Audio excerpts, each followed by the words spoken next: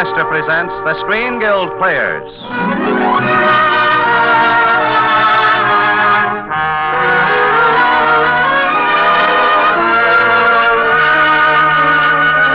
The Screen Guild play tonight, The Maltese Falcon. The starring players.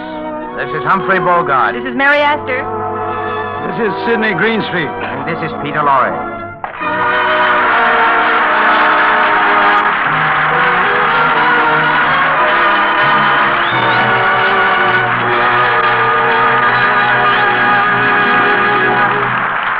Tonight, Lady Astor presents the Screen Guild Players in Warner Brothers' sensational mystery story, The Maltese Falcon. It stars Humphrey Bogart as Private Detective Sam Spade, Mary Astor as Miss Wonderly, Sidney Greenstreet as Casper Gutman, and Peter Lorre as Joel Cairo.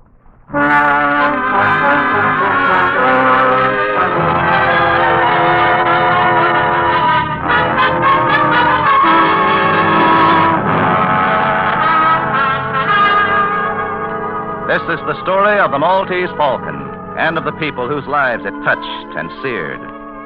It began in San Francisco when a beautiful young woman, who identified herself as Miss Wonderly, walked into the offices of Spade and Archer, private detectives. Miss Wonderly had just told Sam Spade why she wished to engage detectives when Spade's partner, Miles Archer, entered the office. Oh, excuse me, Sam. Oh, it's all right, Miles. Come in. Miss Wonderly, this is Miles Archer, my partner. How do you do? Oh, I'm pleased to meet you. Miss Wonderly's sister ran away from New York with a fellow named Floyd Thursby. They're here in San Francisco. Miss Wonderly has seen Thursby and has a date with him tonight. Maybe he'll bring the sister with him. The chances are he won't. Miss Wonderly wants us to find the sister, get her away from Thursby, and back home. But I want you to know that he's a dangerous man. I don't think he'd stop at anything. I don't believe he'd hesitate to kill Corinne, my sister, if he thought it would save him. Uh-huh. What time is he coming to see you, Miss Wonderly? After 8 o'clock. All right, Miss Wonderly, we'll have a man there. Oh, I'll look after it myself. Thank you, Mr. Archer. Will $200 be enough for a retainer? Oh, plenty. Oh, it'll help if you meet Thursby in your hotel lobby, Miss Wonderly. I will. Thank you again. Goodbye. Well, Archer, what do you think of her? Sweet.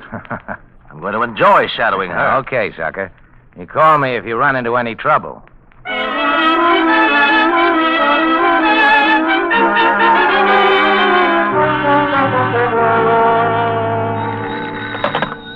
Hello? Yes, this is Spade. This is Lieutenant Dundee, Spade. What's on your mind, copper? Thought you might be interested in knowing that your partner, Archer, was found in an alley near the St. Mark, shot through the heart from close range. Blast burnt his coat. Coming down for a look at him before he's moved? No. You've seen everything I could. His gun was tucked away on his hip. It hadn't been fired. His overcoat was buttoned. Was he working, Sam? Well? He was supposed to be tailing a fellow named Floyd Thursby. What for? Now, don't crowd me. I'll see you after I break the news to Archer's wife. I'll be there in a couple of hours.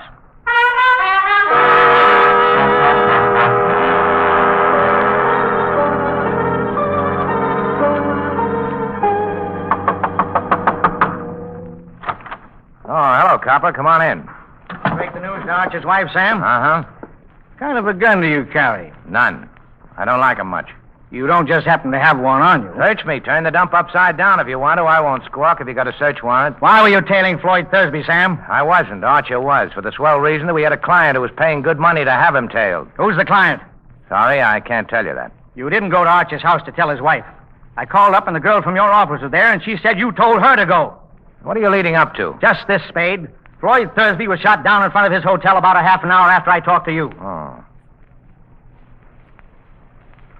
I came into my apartment just a few minutes ahead of you. I was walking around thinking things over.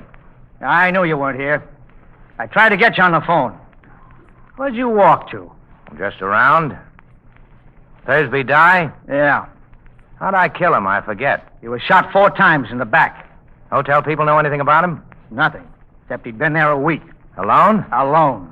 You find out who he was? What his game was? No, I thought you could tell me that.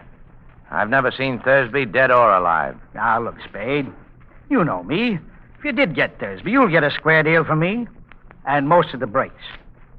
I don't know that I'd blame you a lot. Man that killed your partner. But that wouldn't keep me from nailing you. That's fair enough. Now, would you mind scramming? I got some thinking to do, and I'd like to get a little sleep before daylight.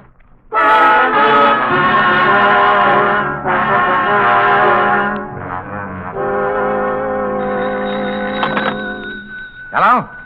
Yeah, this is Sam Spade. Oh, I was just going to call you. Where are you? Well, the Coronet on California Street, apartment 101? What's that? The name's Miss LeBlanc. Okay, I'll be right out.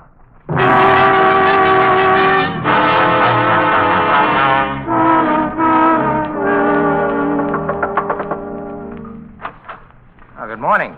Come in, Mr. Spade. Mr. Spade, I have a terrible, terrible confession to make. That story I told you yesterday was all just a story. Oh, that. Well, we didn't exactly believe your story, Miss, is your name Wonderly or LeBlanc? It's really O'Shaughnessy, Bridget O'Shaughnessy. Oh.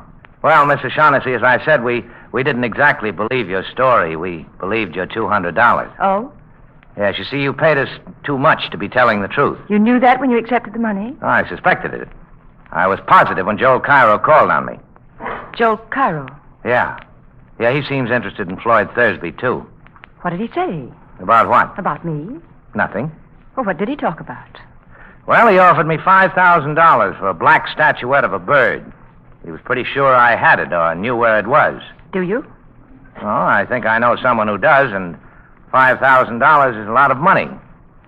But right now, the police are trying to find out who hired us to tail Floyd Thursby. Mr. Spade, do they know about me? No, I don't think they do. I've been able to stall them so far. Must they know about me at all, Mr. Spade? Couldn't you manage somehow to shield me from them? Maybe. But I'll have to know what it's all about. I can't tell you now. Later I will, when I can. You must trust me, Mr. Spade. I'm so alone and afraid. I've got nobody to help me if you won't help me. Be generous, Mr. Spade. You're strong. You're brave. You can spare me some of that strength and courage, surely. Sister, you don't need much of anybody's help. You're good. Chiefly your eyes, I think, and that throb you get in your voice when you say things like, be generous, Mr. Spade. All right. I deserve that. But the lie was in the way I said it, and not at all in what I said. Ah, now you are dangerous. Still, Cairo offered me $5,000. It's far more than I could ever offer you if I must bid for your loyalty. Yeah, that's good coming from you. Have you given me any of your confidence, any of the truth? I can't go ahead without more confidence in you than I have now. Can't you trust me just a little while? How much is a little? And what are you waiting for? I must talk to Joel Cairo. Oh. Well, you can see him tonight. I know where to reach him. Oh, he can't come here. I can't let him know where I am. I'm afraid. We'll all meet at my place, then. All right.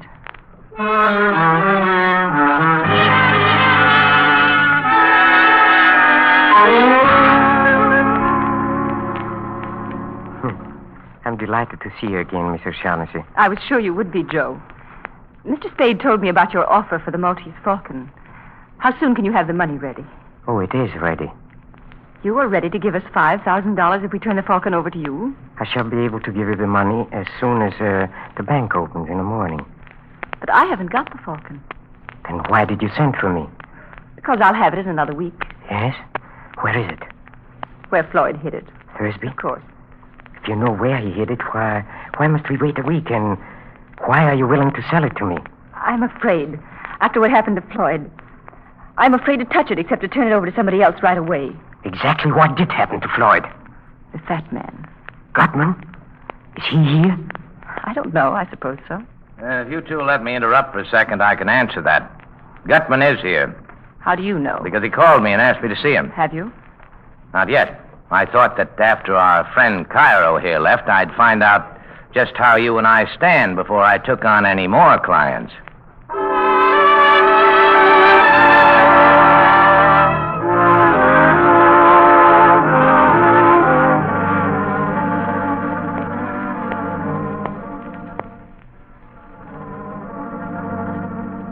Now do you know how you and I stand, Sam? Yeah. If I can believe anything about you. But you're such a liar. I am a liar. I've always been a liar. Well, I wouldn't brag about it. Was there any truth at all in that yarn you were telling me about Thursby and the Falcon? Some. Not very much. Well, we've got all night before us. I'm so tired. So tired of lying and thinking up lies and not knowing what is a lie and what is the truth. I wish... Hey, look, honey. I think I'd better have a talk with Gutman in the morning.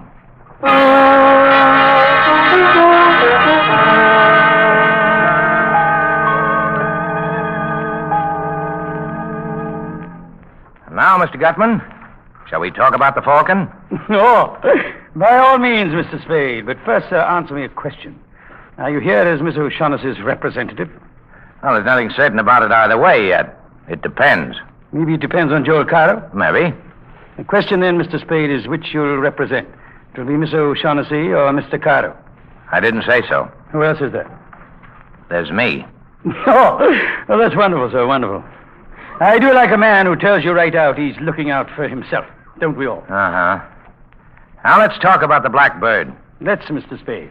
Have you any conception of how much money can be got out of that Blackbird? No, but you just tell me what it is, and I'll figure out the profits. You mean you don't know what that bird is? I know it's black enamel and about a foot high, and I know the value in human life you people put on it. Miss O'Shaughnessy didn't tell you what it is? He offered me Cairo didn't either? He offered me $10,000 for it.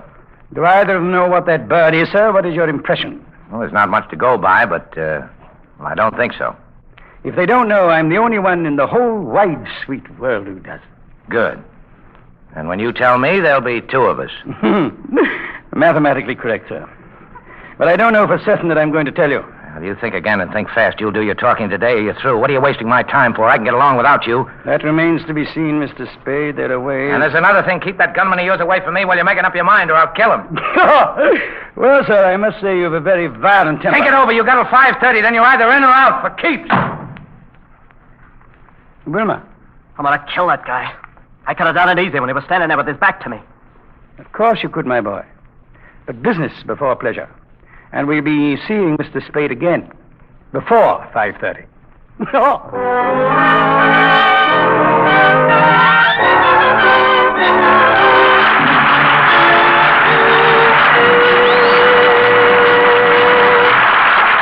Act One of The Maltese Falcon, starring Peter Lorre, Sidney Greenstreet, Mary Astor, and Humphrey Bogart. Act Two in just a moment. But first, here's a word from our hostess, Lady Esther. Some weeks ago, I was being shown through a shipyard, one of the largest in the country, and stopped to chat with a young woman wearing a safety mask. It gave her a stern, rather severe look, but when she removed the mask to chat with me, she was young and blonde and very lovely. Her skin looked so dainty and fresh that I just couldn't resist saying, "My, you look as though you just stepped out of a bandbox." She laughed and said, "Oh, I've been on the job since early this morning, and I haven't even had time to repowder my face. But after all, I do use your powder, you know." Of course, she's only one of millions of busy, important women who use Lady Esther face powder, partly because of its remarkable clinging quality. They explain that when they use Lady Esther face powder, they have the comfortable feeling that their skin always looks smooth and fresh, never streaked, caked, or shiny. But that's only one of the reasons why more lovely women now use Lady Esther face powder than any other kind. There are two other important reasons. First, the texture of my powder is so flattering that it hides little lines and blemishes, makes your skin look younger. And second, the shades of Lady Esther face powder are so rich, vivid, and alive, they give new interest, a look of new beauty to your skin. And both the unusual texture and the flattering shades are the result of my patented twin hurricane method of making face powder. So if you'd like to have your skin look softer, smoother, younger, and look that way for hours at a time, just try Lady Esther face powder.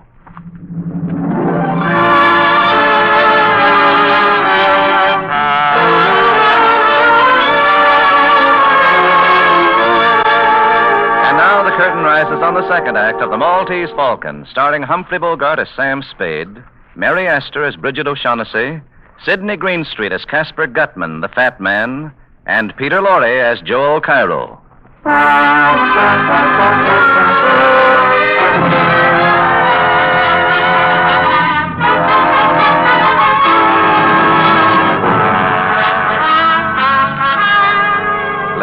afternoon following Sam Spade's visit to Gutman's apartment, a dying man staggered into Spade's office and collapsed on the floor. He died before he could speak to Spade, but his papers identified him as Captain Jacoby of the steamship La Paloma, and clutched to his bullet-torn chest was the Maltese Falcon. After depositing the Falcon in a railroad station check room and mailing the identification check to his private post office box, Sam met Bridget O'Shaughnessy and took her to his apartment. You know, Sam, I never would have placed myself in this position if I hadn't trusted you completely. Oh, that again? But you know that's so. You don't have to trust me as long as you can persuade me to trust you. But Sam, darling. Well, I think we better let it go at that until we see what happens after Gutman gets here. The fat man? Here? Certainly, why not? Anyway, that should be him. So it's too late to change our plans. I'll be right back. Oh, hello, Gutman. Good evening, sir. I see you brought company. I can understand the gunman, but I didn't know Cairo was a friend of yours. No, we're old acquaintances. Now that we're all here, let's go in and sit down and be comfortable and talk. Oh, sure. Come on in. Now, look, Angel. Gutman brought a couple of friends along. Good evening, Miss O'Shaughnessy. Hello, Joe. You look unusually charming this evening, my dear. Thanks. The gunsel doesn't talk, Angel. Get away from me, punk. Stand still and shut up. Listen, you're not going to frisk me, touch me, and I'm going to make you use that gun. Ask your boss if he wants me shut up before we talk. Never mind, Wilma. Oh, you're certainly a most headstrong and unpredictable individual, Mr. Spade. Now, why did you send for me? You ready to make the first payment and take the Falcon off my hands? The Falcon? That's right, Angel. I've got it. Well, sir, I have in this envelope $10,000. 10,000? Oh, we were talking about more money than that. Yes, sir, we were, but there are more of us to be taken care of now. Well, that may be, but I've got the Falcon. I shouldn't think it would be necessary to remind you, Mr. Spade, that though you may have the Falcon, yet we certainly have you. Yes, I'm trying not to let that worry me, but let the money wait. There's another thing to be taken care of first. We've got to have a fall guy. I beg your pardon? Police have got to have a victim, somebody they can stick for those 3 murders. Two. Only 2 murderers, Mr. Spade. Thursby undoubtedly killed your papa. All right, 2 then. Now, the point I've got to give the police, a victim when the time comes. If I don't, I'll be it. Let's give him Wilmer here. Why, you dirty rat. He actually did shoot Thursby and Jacoby, didn't he? Anyway, he's made to order for the part. Let's turn him over to them. By gad, so you are a character, that you are. There's never any telling what you'll say or do next, except that it's bound to be something astonishing. Well, it's our best bet. With him in their hands, the police will forget the rest of us. Your plan is not at all practical, sir. Let's not say anything more about it. All right. I have another suggestion. Let's give him Cairo. Well, by gad, sir. Suppose we give him you, Mr. Spade, or Miss O'Shaughnessy. How about that, huh? Sam, you wouldn't. You people want the Falcon, I've got it. The fall guy is part of the price I'm insisting on. You seem to forget you're not in a position to insist on anything. No? If you kill me, how are you going to get the Falcon? By gad, sir, you are a character. Well? Well, what else can I do? I'm sorry, Wilma. Terribly sorry. I want you to know that I couldn't be any fonder of you if you were my own son. But, well, if you lose a son, it's possible to get another. And there's only one Maltese Falcon. You rat, I'll kill you for this. Thank you, Mr. Spade. When you're as young as Wilma, one simply doesn't understand these things. Now, how about some coffee, Bridget? Put the pot on, will you? I don't like to leave my guests. Surely. Anything to get out of here. Now, sir, let's get down to business. I ought to have more than 10,000. Of course, sir, you understand this is the first payment. You still don't understand the Falcon's worth. Well, a black enamel bird can't be worth millions. But it is. Otherwise, I should not have spent 17 years of my life trying to acquire it. The black enamel you refer to, sir, is merely camouflage, covering a solid gold bird encrusted from head to foot with the finest jewel. Okay. So I get millions later. How's about 15,000 now? Frankly and candidly, and on my word of honor as a gentleman, the 10,000 I gave you is all the money I can raise right now. Yeah, but you didn't say positively. Positively. Well, if that's the best you can do, it's the best you can do. But it's understood the punk has to stand as the fall guy. That is part of our agreement, sir? Okay, I'll make a phone call. The Falcon will be here in an hour.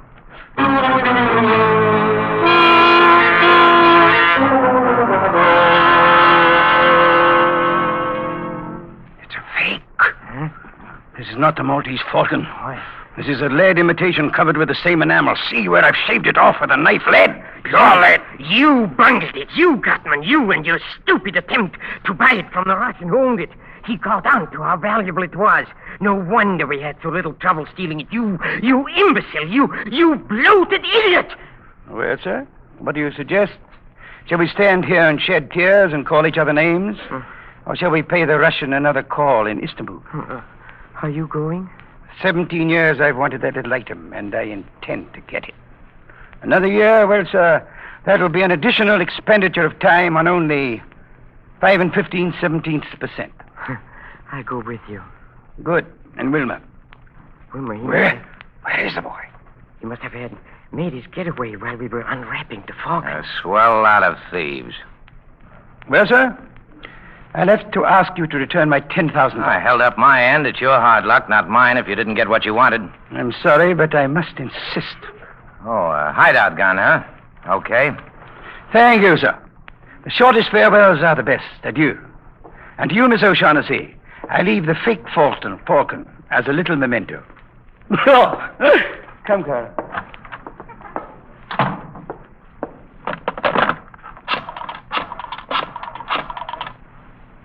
Hello, police department. Lieutenant Dundee there. Put him on. Tell him Sam Spade's calling.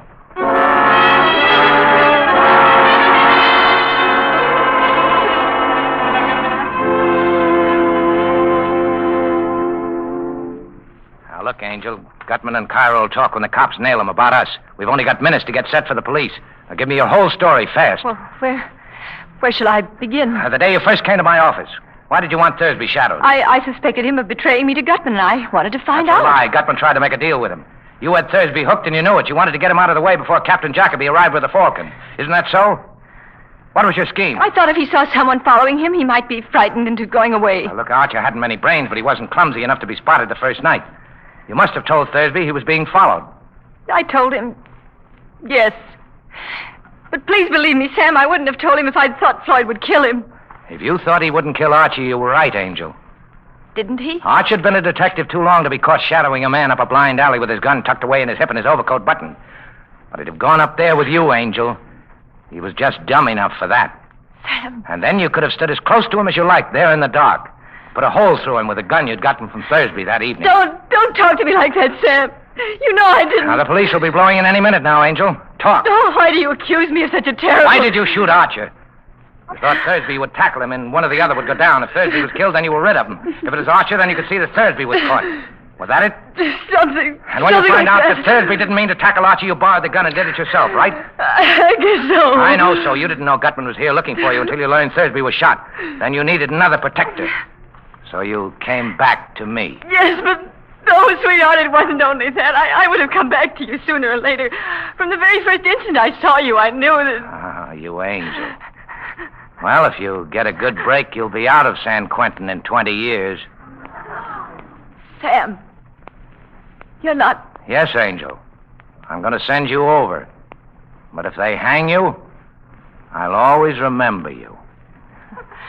Don't, Sam. Don't say that. Even in fun. It's not fun. I happen to be in the detective business, and you killed my partner. It's bad business to let the killer get away with it. Bad for every detective in this country. You're taking the fall. You've been playing with me. Only pretending you cared. To trap me like this. You didn't care at all. You don't love me. I think I do. But what of it? I won't play the sap for you. No, it's not like that. You can't say that. I am saying it. You know down deep in your heart, you know that in spite of everything I've done, I love you. I don't care who loves who. You killed Archer, and you're going over for it. Come in. Oh, hello, Copper. Hello, Sam. You get Gutman and Cairo? We got Cairo. Gutman's dead. The kid Wilmer had just finished shooting him when we got there. So I ought to have expected that. You better put the cuffs on Angel, Copper. We're taking her down to the station. What charge? Sam. Murder. She shot Miles Archer. Oh, and you better bring that blackbird along, too, Copper. It's part of the evidence against Cairo. Hey, this is heavy. What's it made of? The stuff that dreams are made of.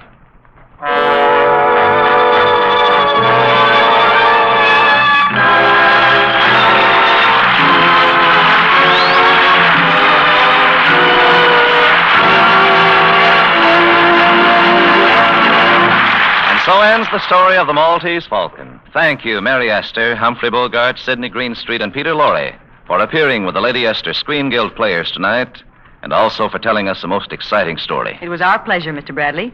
We all had a wonderful time making the picture, and the radio version tonight brought back some wonderful memories. Then, too, knowing that the benefits from these programs that support the Motion Picture Country House and Clinic give us an added incentive. And now, before we tell you about next week's program, here's a word from one of America's best-known beauty authorities, Lady Astor. Thank you, Miss Astor. Ladies, you know it's surprising the number of letters new users of Lady Astor face powder have sent me in the last few months. So many of them say the same thing, that Lady Astor face powder is an entirely different kind of powder, that it does wonderful things for the appearance of the skin, makes it look softer, smoother, and often years younger. Well, Lady Astor face powder is more flattering, more becoming, because my powder isn't just mixed, just blended like ordinary face powder. It's made by a method new, unique, exclusively mine. You see, Lady Astor face powder is blown at whirling speed by my famous twin hurricanes. Yes, my patented twin hurricane process blows and whips color and powder particles together until they're evenly married, blended into a fine, smooth, sheer mist of beauty, finer in texture and truer in shade than powder ever made by ordinary methods. That's why Lady Astor face powder smooths on so much more evenly, and why the shades of my powder are so clear and alive. They make your skin younger looking, more vivid, far lovelier. Why don't you try Lady Astor face powder and see how much happier you'll be with the appearance of your skin? Before we tell you about next week's program, Humphrey Bogart has a word to say from our government. As you all know, the third war loan drive is on full steam, the drive to back the attack our fighting forces are making against our enemies. As our share toward victory, we at home must buy $15 billion worth of war bonds, which means each one of us must dig down deeper into our own pockets. Each of us must buy at least one extra bond this month. We have to win this war, and we will win, all right. But how soon we win is up to every one of us. So buy an extra war bond this week, sure, to help speed our day to victory. Next week, the Lady Astor Screen Guild players will present highlights from Warner Brothers' great new musical picture, Thank Your Lucky Stars. It will star Joan Leslie, Dennis Morgan, Dinah Shore, and Eddie Cantor. Be sure to listen. Humphrey Bogart can soon be seen in the Warner Brothers production, Thank Your Lucky Stars. Mary Astor is currently playing in the Metro-Goldwyn-Mayer Technicolor production, Thousands Cheer. Sidney Greenstreet and Peter Lorre appeared through the courtesy of Warner Brothers. Music on tonight's program was arranged and conducted by Wilbur Hatch. To help your government save tin, buy the larger size of Lady Astor face cream, and at the same time you will save yourself money to invest in war bonds and stamps. Truman Bradley speaking for Lady Astor. Thank you. Good night. This is the Columbia Broadcasting System.